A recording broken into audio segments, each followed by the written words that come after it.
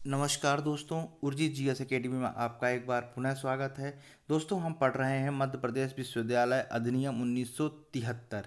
जी हाँ दोस्तों, इसके 2 वीडियो जो है अपलोड किए जा चुके हैं और ये तीसरा वीडियो है। दोस्तों, काफ़ी महत्वपूर्ण है और जो पेपर 2 है, सहायक कुल सचिव परीक्षा जो है, जिसके पेपर 2 है उसकी यूनिट 3 और 5 यानी 3 और 5th यूनिट जो है, इसे कंबाइंड तौर पे हम पढ़ रहे हैं क्योंकि ये मध्य प्रदेश विश्वविद्यालय अधिनियम 1973 से जो है संबंधित है।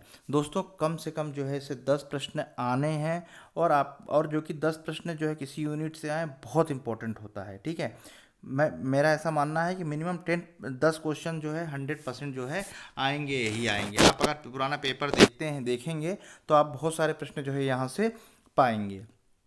दोस्तों, मैं कुछ दिनों से ये ऑब्ज़र्व भी कर रहा हूँ और देख भी रहा हूँ कि जब से परीक्षा पोस्टपोन्ड हुई है, स्टूडेंट जो है हाथ पे हाथ रख के बैठ गए, शिथिल हो गए हैं।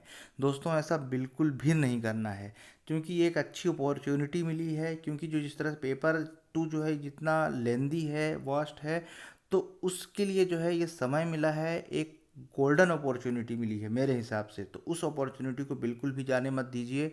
जिस तरह से आप 25 सितंबर एग्ज़ाम समझ के पढ़ाई कर रहे थे, जितनी डेडिकेशन से पढ़ाई कर रहे थे, ठीक उसको जो है अभी ऐसे जारी रखिए।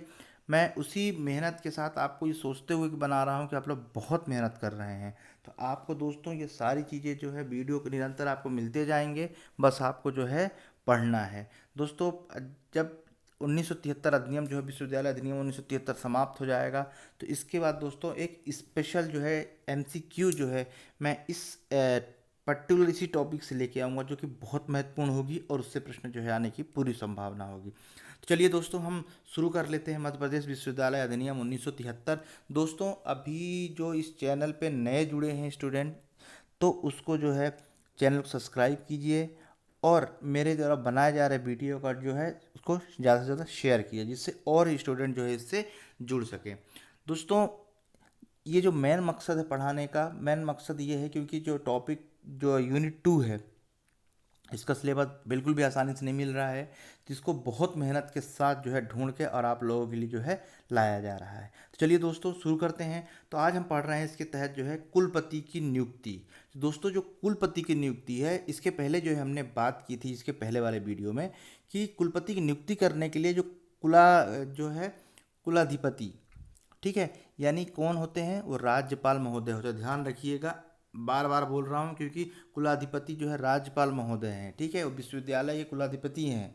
ठीक है, जब हम राज्यपाल के बारे में पढ़ते हैं तो हमने वहाँ पर भी पढ़ा था कि कुलाधिपति कौन होते हैं, तो राज्यपाल महोदय होते हैं। तो इसमें जो है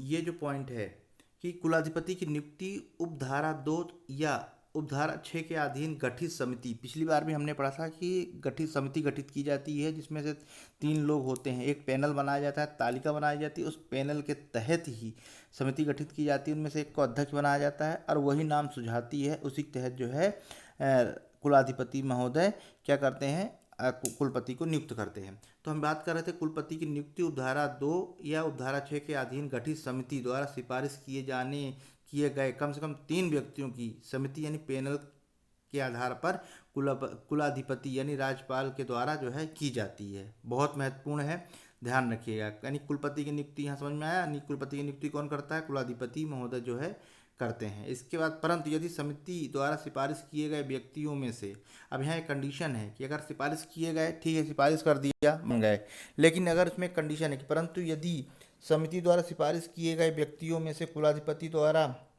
अनुमोदित कोई व्यक्ति या व्यक्तिगण या नियुक्ति प्रतिग्रहित करने के लिए राजामंद ना हो, यानी अपने इच्छा जाहिर ना करे। ठीक है, जो समिति बन गई, समिति बन गई, सिफारिश के जो समिति बनी, सिफारिश किए जाने के बाद अगर कोई उसमें राजी नहीं होता है, तो कुलाधिपति ऐसी स्थिति में नई सिफारिशें मंगा सकते हैं। कहने का मतलब बेसिकली ये है कि सिंपल सा है, पैनल ने दे दिया 3 नाम, उनमें से एक को अब हमने जो है कुलाधिपति नियुक्त कर दिया। बट अगर पैनल के द्वारा यानी तालिका के द्वारा, लिस्ट के द्वारा यदि उनमें से कोई रजामंद नहीं होता बनने के लिए, तो कुलाधिपति क्या करेंगे, नई सिफारिशें, नया पैनल गठित करके नई एक व्यक्ति को जो है नई सिफारिश करके समिति एक नई सिफारिश मंगा सकते हैं कि भैया नए व्यक्तियों को आप दीजिए, जिससे कि कुलपति की जो है नियुक्ति की जा सके। ठीक है, ये इम्पोर्टेंट है। ठीक है। यहाँ एक चीज़ और है कि परंतु यह भी कि द्वितीय अनुसूची में भाग 2 में निर्दिष्ट किए गए प्रत्येक विश्वविद्यालय का प्रथम कुलपति, ठीक है, राज्य सरकार से परामर्श के पश्चात कुलाधिपति द्वारा नियुक्त किया जाएगा। अब प्रथम कुलपति है, इनके बारे में थोड़ा सा हम पढ़ेंगे। तो यहाँ ध्यान रखिए, इनकी लिस्ट उस्ट नहीं बनती है, ताले पैनल नहीं गठित होता, सीधे विश्वविद्यालय का प्रथम कुलपति राज्य सरकार से परामर्श के पश्चात, किसके पर, राज्य सरकार परामर्श के पश्चात कुलाधिपति द्वारा नियुक्त किया जाता है। अब यहाँ प्रश्न पूछा जा सकता है कि जो प्रथम कुलपति है किसकी सिफारिश या परामर्श से कुलाधिपति नियुक्त करते हैं, तो राज्य सरकार के, ठीक है, इसमें पैनल गठित नहीं होता है, ये चीज़ ध्यान रखिएगा। इसके बाद जो सेकेंड पॉइंट है कि कुलाधिपति एक समिति नियुक्त करेगा। कुलाधिपति एक समिति, हम पढ़ रहे हैं, ध्यान रखिएगा, जो पढ़ रहे हैं उसको भी ध्यान में रखते चलना है कि हम कुलपति की नियुक्ति पढ़ रहे हैं। तो कुलाधिपति एक समिति नियुक्त करेगा जिसमें निम्नलिखित व्यक्ति होंगे, ठीक है। अब समिति में कौन कौन व्यक्ति होंगे, तो देखिए, कार्य परिषद द्वारा निर्वाचित किया गया व्यक्ति, कौन सा, कार्य परिषद में निर्वाचित किया गया व्यक्ति। दूसरा कौन होगा, विश्वविद्यालय अनुदान आयोग के अध्यक्ष द्वारा नाम निर्देशित किया गया व्यक्ति। अगर मान लीजिए, ठीक है, 2 व्यक्ति हो गए, यानी कुलपति की नियुक्ति करने के लिए ये 2 लोग चाहिए, अभी एक और व्यक्ति आएगा, ठीक है। तो इस तरह से जो समिति पैनल बनेगा, पैनल में कौन कौन होगा, ये पैनल भी आपको पता होना चाहिए। हमने इसके पिछले वाले वीडियो में भी बताया था, एक बार हम और इसको जो है बता रहे हैं। चलिए, हाँ, जो थर्ड नंबर है, कुलाधिपति द्वारा निर्देशित किया गया एक व्यक्ति। कुलाधिपति इन तीनों व्यक्तियों में से किसी एक को समिति का अध्यक्ष जो है चुनते हैं, ठीक है। कहने का मतलब, कुलाधिपति एक समिति बनाते हैं, इस समिति में क्या होता है, 3 लोग होते हैं। एक कार्य परिषद का द्वारा निर्वाचित किया गया एक व्यक्ति होता है, एक यूजीसी विश्वविद्यालय अनुदान आयोग के अध्यक्ष द्वारा कोई व्यक्ति अगर नामित किया गया है वो होता है। तीसरा होता है कुलाधिपति द्वारा कोई नाम जो है निर्देशित किया जाता है, ठीक है, यानी कुलाधिपति यानी राज्यपाल महोदय किसी व्यक्ति को एक मतलब किसी व्यक्ति का नाम जो है सजेस्ट करते हैं। इस तरह से 3 लोगों का पैनल बनता है जिसमें से कुलाधिपति एक को जो है अध्यक्ष बनाते हैं, ठीक है।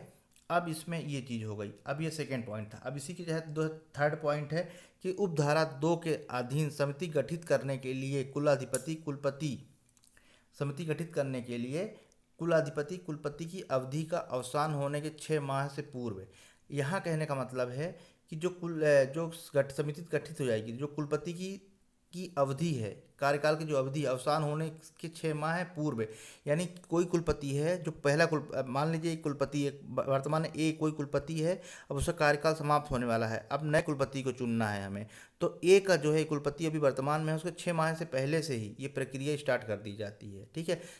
पूर्व कार्य परिषद और विश्वविद्यालय अनुदान आयोग के अध्यक्ष को अपने अपने नाम जो है व्यक्तियों को चुनने के लिए अपेक्षित करेगा। यदि इनमें से एक या दोनों इस बारे में कुलाधिपति को संसूचित प्राप्त करने इसके 1 माह के भीतर ऐसा करने में सफल रहे, यानी उनको जो समिति गठित करते हैं उसमें नाम मांगते हैं, अगर ये नाम 1 माह के भीतर नहीं दे पाते हैं तो इसके पश्चात क्या है, कुलाधिपति यथास्थिति किसी 1 या 2 व्यक्तियों को जो है नाम अपने आप जो है घोषणा कर देता है, ठीक है। चलिए, फोर्थ नंबर है दोस्तों, मैं बिल्कुल मानता हूँ कि जो मैं पढ़ा रहा हूँ, जो हम पढ़ रहे हैं, इसकी क्योंकि थोड़ी सी लैंग्वेज, थोड़ा सा भाषा जो है एकदम बिल्कुल शुद्ध हिंदी में है, तो एक बार में समझ में नहीं आता, कम से कम कोई भी वीडियो हो कम से कम 1 से 2 बार जो है पढ़ना ही पड़ता है। देखिए, मैं आपको एक पढ़ने का तरीका बताता हूँ। जैसे मान लीजिए आपने कोई बुक पढ़ी थी, एक बार में समझ में नहीं आई, कुछ चीज़ें उसमें रह जाती हैं, हमने नोट किया उसको, लेकिन जब दूसरी बार पढ़ते हैं हम वही चीज़ पढ़ के छोड़ चुके होते हैं पहली बार, लेकिन दूसरी बार जब हम पढ़ते हैं तो हमें उस चीज़ का भी मतलब पता चल जाता है जो शायद हम जिसको छोड़ चुके होंगे। इसीलिए जो है कम से कम 1 से 2 बार वीडियो को देखिए, उसको समझिए कि कहाँ क्या है। मैं जो कठिन वर्ड्स होते हैं उनको बताता चल रहा हूँ जिससे कि आसानी होगी आपको एग्ज़ाम हॉल में। मैं जिन्होंने 2018 में जो सहायक कुल सचिव जो परीक्षा आई थी, जिन्होंने दिया होगा वो बहुत भली भांति जानते होंगे पेपर किस तरह से पूछा जाता है, ठीक है। और नेट पे भी जो है अवेलेबल है, आप कहेंगे तो मैं उसको उस पर ही एक डिस्कशन कर लूँगा और वीडियो के माध्यम से। तो दोस्तों, जिन 2018 में देखेंगे कि वो सारी चीज़ें जो मैं पढ़ा रहा हूँ वो चीज़ें आई हुई हैं, ठीक है, यहीं से पेपर जो है बनता है, इसलिए आपको ये सब चीज़ें जो है पता होना चाहिए। तो हम पढ़ रहे हैं, तो इसके बाद जो है हम पढ़ रहे हैं फोर्थ, किसी भी ऐसे व्यक्ति को जो विश्वविद्यालय या किसी महाविद्यालय से सशक्त हो यानी से शामिल हो, वो इस समिति में नाम निर्देशित नहीं किया जाएगा, ठीक है, ये ध्यान रखिएगा। फिफ्थ नंबर है, समिति अपने गठन की तारीख से 6 माह के भीतर या 4 सप्ताह से अधिक नहीं अनाधिक यानी अधिक नहीं, ऐसे और समय के भीतर जो कि कुलाधिपति द्वारा बढ़ाया जाए, तालिका यानी पैनल प्रस्तुत करेंगे, लिस्ट प्रस्तुत करेंगे। समिति जब गठित होगी उससे 6 सप्ताह के भीतर, 6 सप्ताह होंगे या 4 सप्ताह से अधिक नहीं, ऐसे और समय जो जिसको राज्यपाल महोदय यानी कुलाधिपति बढ़ा के देंगे, द्वारा बढ़ाया जाएगा, उससे जो है आगे पैनल जो है प्रस्तुत अपनी एक रिपोर्ट मतलब तालिका यानी एक पैनल प्रस्तुत करेगी। ठीक है। नंबर 6 है, यदि किसी कारण से यह समिति जो उपधारा 2 के अधीन गठित की गई हो, उपधारा 5 के निर्दिष्ट की गई कालावधि यानी समय पीरियड में, कालावधि यानी समय पीरियड के भीतर तालिका प्रस्तुत करने में असफल रहे, यानी जो जिसकी एक पैनल बनाना है, अगर वो लोगों को नाम देने में असफल रहे, यानी समय पे नाम नहीं दे पाए, ठीक है, क्योंकि ये नाम देंगे तभी तो कुलपति नियुक्त किया जाएगा, पर अगर किसी कारणवश नाम नहीं दे पाए, असफल रहे, तो कुलाधिपति एक या अन्य समिति गठित करेगा, जिसमें ऐसे 3 व्यक्ति होंगे जो विश्वविद्यालय या किसी महाविद्यालय से सदस्य नहीं होंगे। उनमें से एक को अध्यक्ष के रूप में जो है अभिगृहित यानी अध्यक्ष मान लिया जाएगा। ठीक है, चुन लिया जाएगा। समझ में बात आई।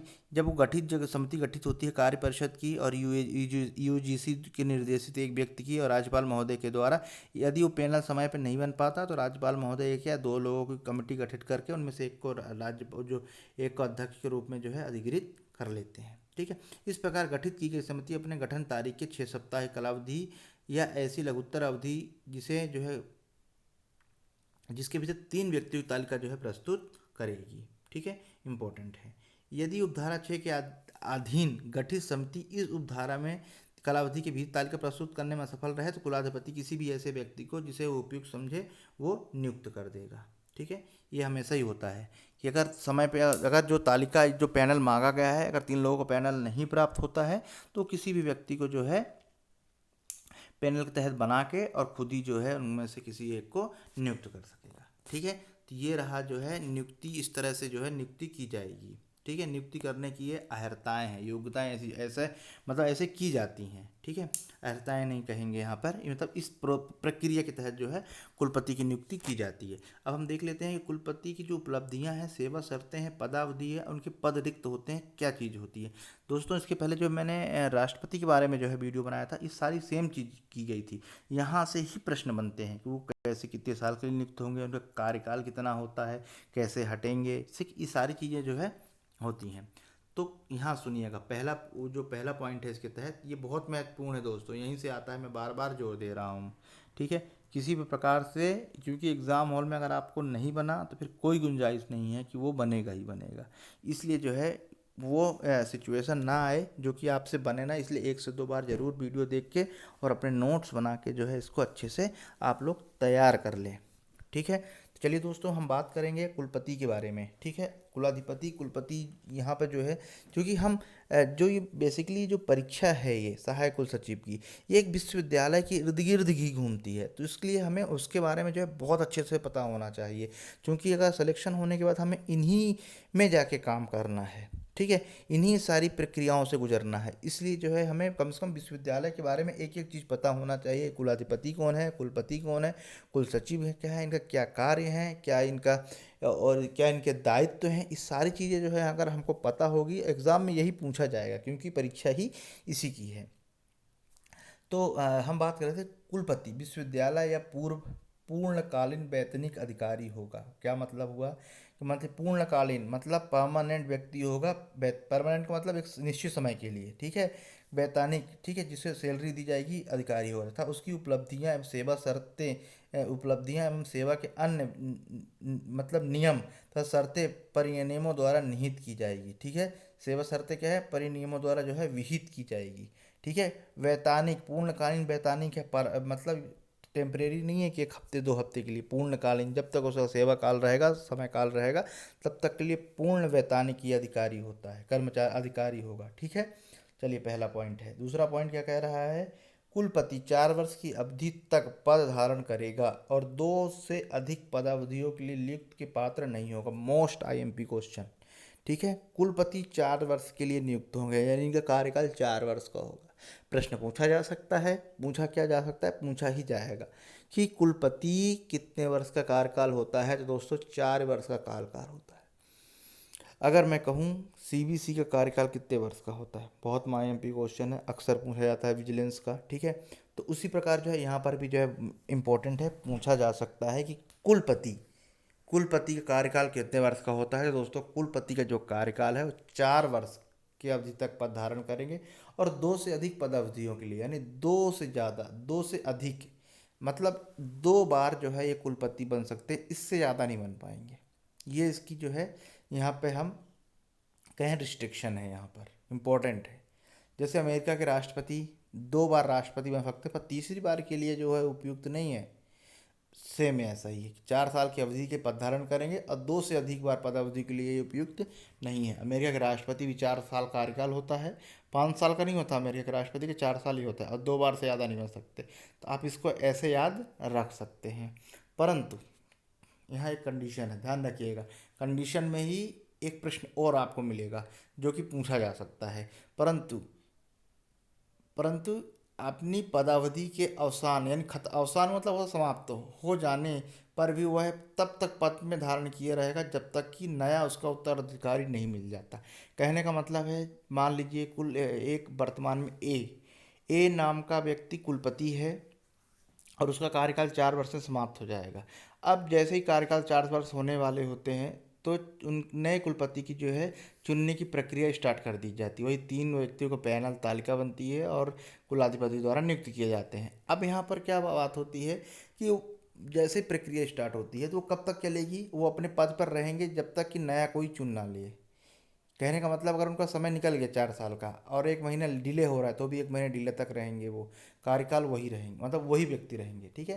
तो यहाँ बता रहे हैं कि परंतु मतलब पद धारण करेगा जब तक कि उसका कोई उत्तराधिकारी यानी नया कुलपति नहीं हो जाता, और वह अपना पद ग्रहण नहीं कर सकता। और जब तक वह अपना पद ग्रहण नहीं कर लेता तब तक ये कुलपति बने रहेंगे। किंतु ये कब तक रहेगा, मात्र 6 माह के अधिक नहीं होना चाहिए। 6 माह तक अधिक नहीं होना चाहिए। इस दौरान जो है नया चुनाव करवा लेना चाहिए, नया कुलपति चुन लेना चाहिए।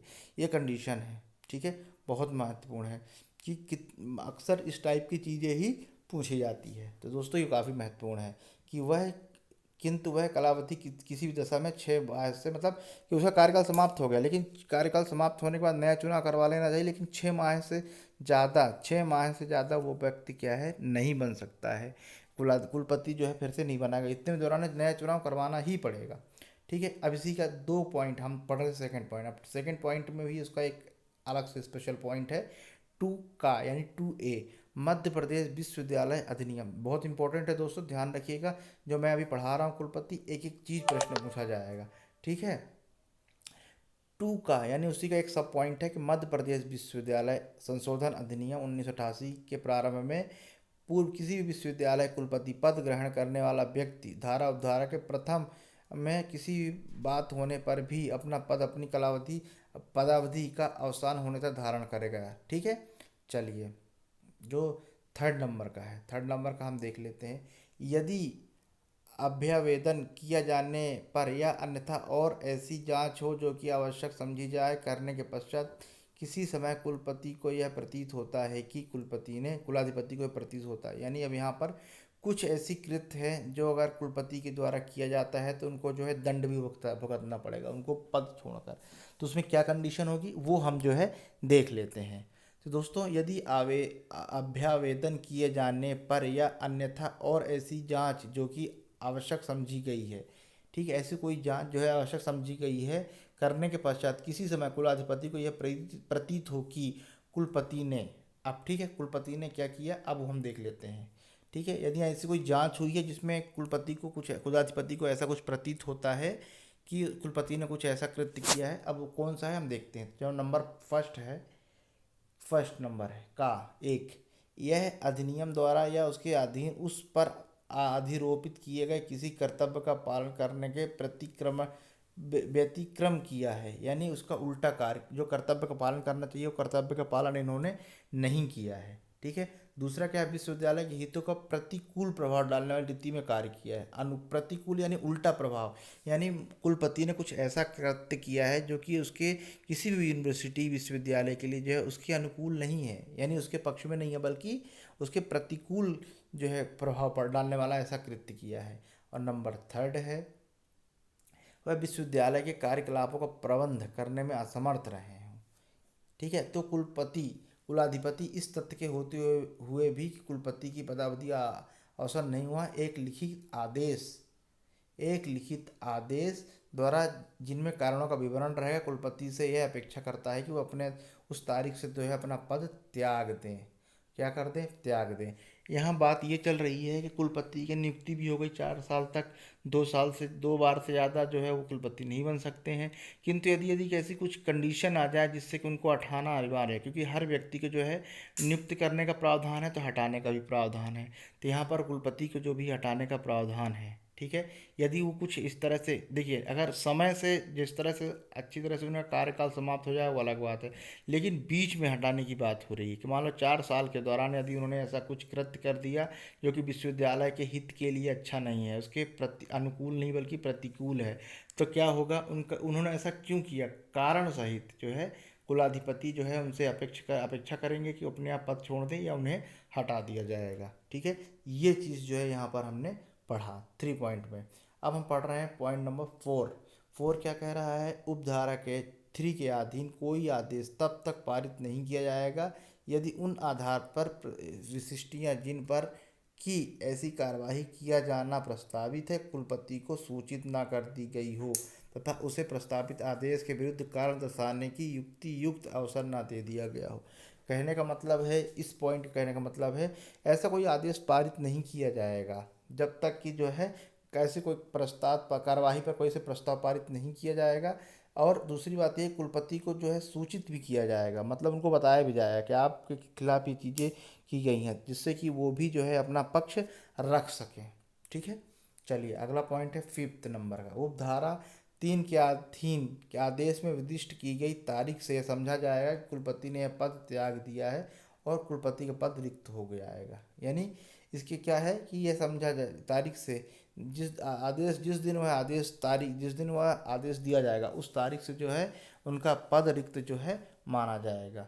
नंबर 6 है कुलपति यहाँ कल हो गया है जबकि कुल है। कुलपति का पद उसकी मृत्यु, त्यागपत्र, छुट्टी, बीमारी, ऋणतन बीमारी या अन्यथा किसी भी कारण से रिक्त हो जाने की दशा में, बहुत महत्वपूर्ण है कि मैं पहले पूरी कर दूं ये बात, इसके बाद मैं आपको बताऊंगा कि रिक्त हो जाने, रिक्त भी सम्मिलित है कुलाधिपति, सचिव, कुलाधि सचिव और यदि कोई व्यक्ति। यहाँ कहने का मतलब इस पूरी पॉइंट्स का ये है कि मान लीजिए कि कुलपति जो है, कुलपति का पद रिक्त हो जाए, किस कारण से? उनकी मृत्यु हो गई, त्यागपत्र दे दिया, छुट्टी पर चले गए, बीमार हो गए। ठीक है, क्या हो गया? बीमार हो गए, या अन्यथा और किसी कारण से अगर रिक्त हो जाता है तो अस्थायी रूप से क्या होगा? अस्थायी रूप से कुछ दिनों के लिए कुल सचिव को तो बनाया जाएगा, तो अस्थायी रिक्त भी सम्मिलित है। कुल अधिसचिव, और यदि मान लीजिए कुल अधिसचिव नियुक्त नहीं किए जाते हैं, तो यदि कुल सचिव उपलब्ध नहीं, कुल सचिव जो है उपलब्ध नहीं है, ठीक है, तो क्या होगा? कुलाधिपति द्वारा उस प्रयोजन के लिए यानी उस कार्य के लिए किसी भी व्यक्ति को किसी संकाय अध्यक्ष या विश्वविद्यालय अध्यापन विभाग का कोई भी वरिष्ठतम आचार्य कुलपति के रूप में उस तारीख तक कार्य करेगा। बहुत महत्वपूर्ण। कहने का मतलब यहाँ पर यह है कि दोस्तों, इस पूरे पॉइंट का कहने का मतलब यह है कि मान लीजिए किसी भी कारण बस कुलपति जो है बीमार पड़ गया, ठीक है, बीमार पड़ गया, या तो फिर उनकी मृत्यु हो गई या त्यागपत्र दे दिया, छुट्टी पर चले गए, तो इस दौरान क्या है? कुलपति का पद तो खाली नहीं रहेगा, तो क्या होगा? उनमें जो है पहले जो कुलाधि सचिव है उनको जो है ये इस पद पे बैठाया जाएगा, लेकिन अगर वो भी उपलब्ध नहीं है तो क्या हो जाएगा?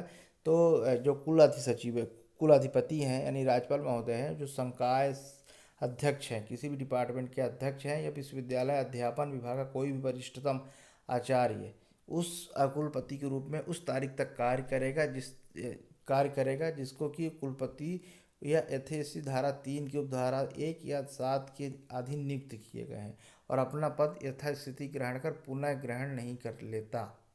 ठीक है, यानी जब तक जो है कोई नया पुनः ग्रहण नहीं कर लेता, परंतु इस उपधारा के अनुसार व्यवस्था 6 माह से अधिक नहीं होना चाहिए। ठीक है, ध्यान रखिएगा, बहुत महत्वपूर्ण, 6 माह से अधिक जो है व्यवस्था नहीं होना चाहिए। नए चुनाव करा लेना पड़ेगा, लेकिन 6 माह जो है तक चल जाएगा। ठीक है, अगला हम देख लेते हैं कुल अधिपति की शक्तियाँ। ठीक है, अभी हमने नियुक्ति देख ली, कार्यकाल देख लिया, सेवा शर्तें देख ली। अब हम नियुक्तियां एवं कर्तव्य देखते हैं।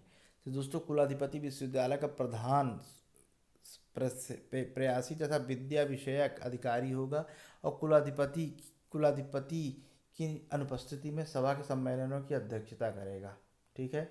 जो कुल सचिव है, कुलाधिपति के बाद महत्वपूर्ण व्यक्ति है किसी भी यूनिवर्सिटी का, यानी पहले तो कुलाधिपति हो गए, राज्यपाल महोदय हो गए।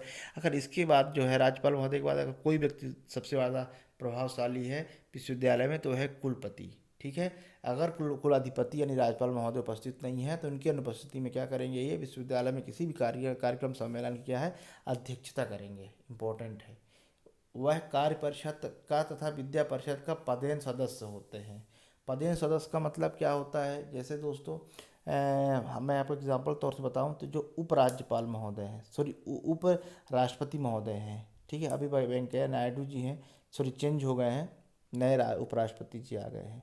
ठीक है, धनखड़ जी। तो जो उपराष्ट्रपति हैं, तो जैसे ही उपराष्ट्रपति बनते हैं, वो अपने आप स्वतः ही राज्यसभा के जो है सभापति बन जाते हैं, यानी पदेन सभापति हैं वो। उपराष्ट्रपति जो होगा वही जो है अपने आप चुनने की जरूरत नहीं पड़ेगी, वो क्या बन जाएगा, राज्यसभा का सदस्य बन जाएगा, वो राज्यसभा का सभापति बन जाएगा। ठीक यहाँ पर ऐसे ही है कि कोई भी कुलपति जो है विश्वविद्यालय कुलपति बनेगा, तो क्या होगा, कार्य परिषद तथा विद्या परिषद का जो है अपने आप जो है सदस्य बन जाएगा, तथा सदस्य तथा अध्यक्ष, सभा का सदस्य तथा विश्वविद्यालय में ऐसे अन्य प्राधिकारियों की समितियों तथा निकायों का जिसका कि वह सदस्य हो, अध्यक्ष होगा। ठीक है। जिस चीज़ों का वो सदस्य होगा, तो वो उसका जो है अध्यक्ष होगा, यानी वह कार्य परिषद का तथा विद्या परिषद का पदेन सदस्य होगा, तथा अध्यक्ष सदस्य तथा अध्यक्ष होगा, सभा का सदस्य तथा विश्वविद्यालय के ऐसे अन्य प्राधिकारियों, समितियों तथा निकायों का जिनका वह सदस्य हो, अध्यक्ष होगा। ठीक है। वह विश्वविद्यालय के किसी भी प्राधिकारी, समिति या अन्य निकाय के किसी भी सम्मेलन में उपस्थित होने तथा बोलने का हकदार होगा, यानी वो विश्वविद्यालय के किसी कार्यक्रम में उपस्थित हो सकता है, उसे बोलने का अधिकार है, किंतु वह अपने मत का देने का तब तक अधिकार नहीं होगा जब तक कि वह प्राधिकारी, समिति या निकाय का सदस्य ना बन जाए। बहुत महत्वपूर्ण क्वेश्चन है ये, बहुत महत्वपूर्ण है। इस चीज़ को जो है आपको जोर देना होगा, बहुत महत्वपूर्ण है। मैं एक बार रिपीट कर देता हूँ कि वो किसी भी सम्मेलन में शामिल हो सकता है, अध्यक्षता कर सकता है, बोल सकता है, लेकिन मत नहीं देगा जब तक कि वह प्राधिकारी, समिति या निकाय का सदस्य ना बन जाए। दोस्तों, एक एग्जाम्पल दौर वाला बताता हूँ आपको इस लाइन का। दोस्तों, आपने देखा होगा कि जो भारत के महान्यायवादी हैं, वो लोकसभा मतलब पार्लियामेंट में बोल सकते हैं, ठीक है, बोल सकते हैं, अपना पक्ष रख सकते हैं, सब कुछ कर सकते हैं, लेकिन वो मत नहीं दे सकते। मत क्यों नहीं दे सकते? क्योंकि उसके वो मेंबर, उस सभा के वो मेंबर हैं ही नहीं। ठीक इसमें भी ऐसा है, कुलपति सम्मेलनों की अध्यक्षता करेंगे, ठीक है, वहाँ उपस्थित रहेंगे, वहाँ बोलने का अधिकार होगा, पर उन्हें मत देने का अधिकार नहीं होगा। कब तक नहीं होगा? जब तक कि उसके जो है सदस्य नहीं बन जाते। ठीक है, इम्पोर्टेंट है। फिर नेक्स्ट जो सेकंड नंबर का जो इसमें पॉइंट है कि वह सुनिश्चित करना कुलपति का कर्तव्य होगा कि अधिनियम, परिनियमों, अध्यादेशों तथा विनियमों का निष्ठापूर्वक अनुपालन किया जाता है और उसे प्रयोजन के लिए समस्त आवश्यक शक्तियाँ प्राप्त होंगी। यानी कहने का मतलब ये है कि ये सुनिश्चित कुलपति का कर्तव्य होगा कि वह सभी चीज़ जो है निष्ठापूर्वक जो है अनुपालन कर रहे हैं कि नहीं कर रहे हैं, सब चीज़ें जो है देखना।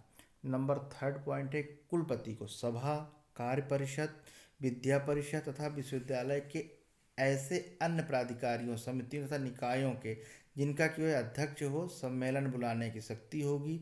वह विश्वविद्यालय के किसी अन्य अधिकारी को यह शक्ति प्रत्यायोजित कर सकता है, यानी उनको ट्रांसफर कर सकता है, दे सकता है। ठीक है, इम्पोर्टेंट है। यदि कुलपति की राय में कोई ऐसी आपात स्थिति उत्पन्न हो गई हो जिससे तुरंत कार्यवाही किया जाना अपेक्षित हो, तो कुलपति ऐसे कार्यवाही करेगा जैसा कि वह आवश्यक समझे और तत्पश्चात यथाशीघ्र अपनी कार्यवाही की रिपोर्ट ऐसे अधिकारी, प्राधिकारी, समिति या अन्य निकाय को जो उस वसूली अनुक्रम में उस मामले में संबंध में कार्यवाही करना होगा। एक बार फिर से पढ़ लेता हूँ। यदि कुलपति की राय में कोई ऐसी आपात स्थिति उत्पन्न हो गई है, कुलपति की राय में कोई ऐसी जो है आपात इमरजेंसी स्थिति उत्पन्न हो गई है जिसे तुरंत कार्रवाई किया जाना आवश्यक है, ठीक है, तो कुलपति ऐसी कार्यवाही करेगा जैसा कि वह आवश्यक समझे, ठीक है, और तत्पश्चात यथाशीघ्र अपनी कार्यवाही की रिपोर्ट जो है ऐसे अधिकारी, प्राधिकारी, समिति या अन्य निकाय को जो कि वसूली कार्यक्रम में मामले में संबंध में कार्यवाही करता है, ठीक है, उनको जो है ये देगा। परंतु कुलपति द्वारा की गई कार्यवाही को विश्वविद्यालय 3 माह से अधिक अवधि के लिए भी प्रतिहत वचनबद्ध नहीं है, ठीक है, हेतु आवर्ती व्यय के लिए वचनबद्ध नहीं होगा, यानी 3 महीने तक जो है उनकी ये कार्यवाही बाध्य रहेगी, ठीक है, इम्पोर्टेंट है, इसलिए बोल रहा हूँ 100 बार जब आप पढ़ेंगे इसको आसानी से जो है आप समझ पाएंगे।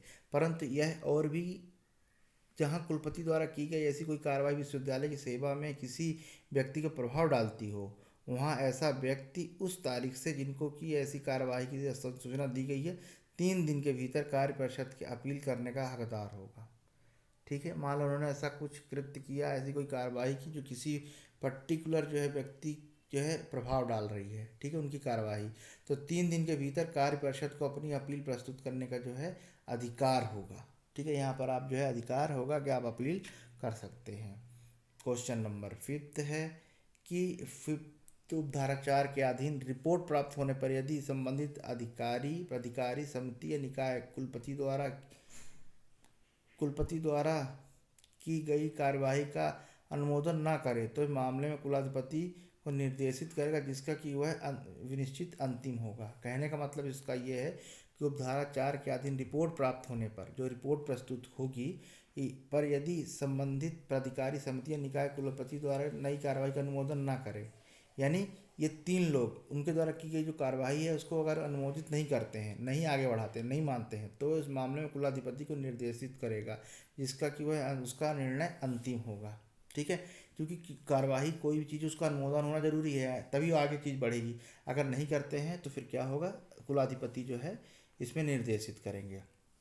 अगला है उपधारा 4 के अधीन 6 पॉइंट, कुलपति द्वारा की गई कार्यवाही समुचित प्राधिकारी द्वारा की गई कार्यवाही समझी जाएगी, यानी यहाँ पर कुलपति द्वारा की गई कार्यवाही समुचित प्राधिकारी की कार्यवाही समझी जाएगी जब तक कि वह उपधारा 5 के अधीन किए गए निर्देश से प्राप्त होने पर कुलाधिपति द्वारा अपरास्त न कर दी जाए, ठीक है, परंतु अपील किए जाने के कार्य परिषद द्वारा अपरास्त न कर दी जाए, ठीक है। नंबर 7 है यदि कुलपति की राय में विश्वविद्यालय के किसी प्राधिकारी, समिति या अन्य निकाय की किसी भी कार्यवाही से विश्वविद्यालय के हितों का अनुकूल प्रभाव पड़ना संभव है तो अपने कारण अभिलिखित करेगा और कुलपति मामला कुलाधिपति को निर्देशित करेगा और तदनुसार, ठीक है। यहाँ कहने का मतलब यह है कि यदि मान लीजिए कुलपति की राय में विश्वविद्यालय किसी कार्यवाही, समिति या अन्य निकाय की किसी भी कार्यवाही में विश्वविद्यालय के हितों का प्रभाव पड़ता है तो क्या होगा, उसको लिखित कारण सहित जो है बताना पड़ेगा, किसको, कुलाधिपति